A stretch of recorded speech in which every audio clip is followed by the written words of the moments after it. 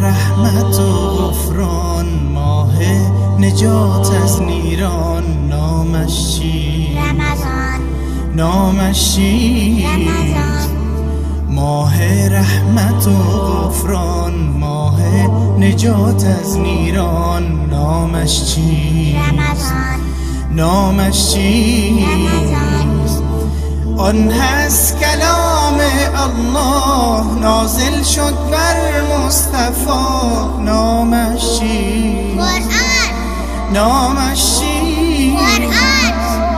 آن هست کلام الله نازل شد بر مصطفی، نامش چی؟ قرآن. نامش چی؟ قرآن.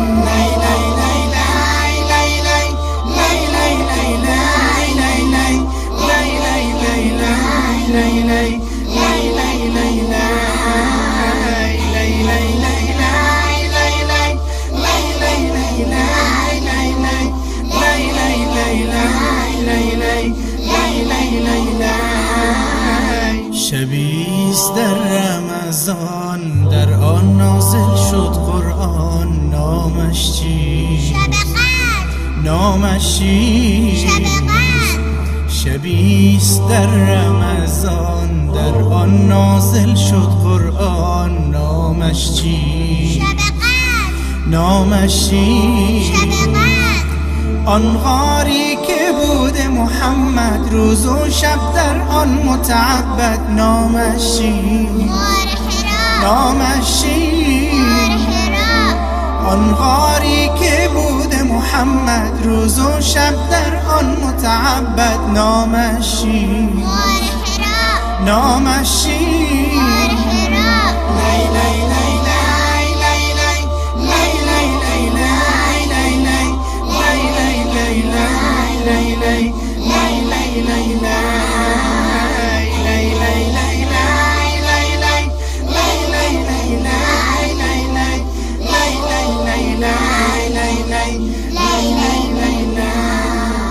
نازل کرد بر مصطفی، قرآن آورد از بالا، نامش چیست؟ جبریل. نامش چیست؟ جبریل. نازل کرد بر مصطفی، قرآن آورد از بالا، نامش چیست؟ جبریل. نامش چیست؟ جبریل. اولین کلمه بود در قرآن، الله فرمود، نامش چیست؟ اقرأ. نامش چیست؟ اقرأ.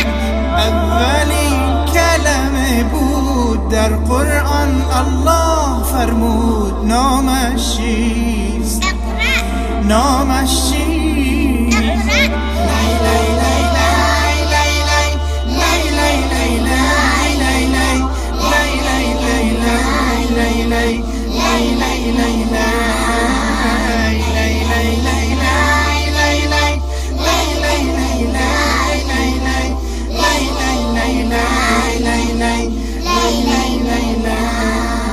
یا الله حب قرآن در دلهای ما گردان، در راه دین و ایمان ما را قبول بگردان، در جنات خدایی بده ما را تو جایی، راضی باش از ما یا رب در هر روز و در هر شب.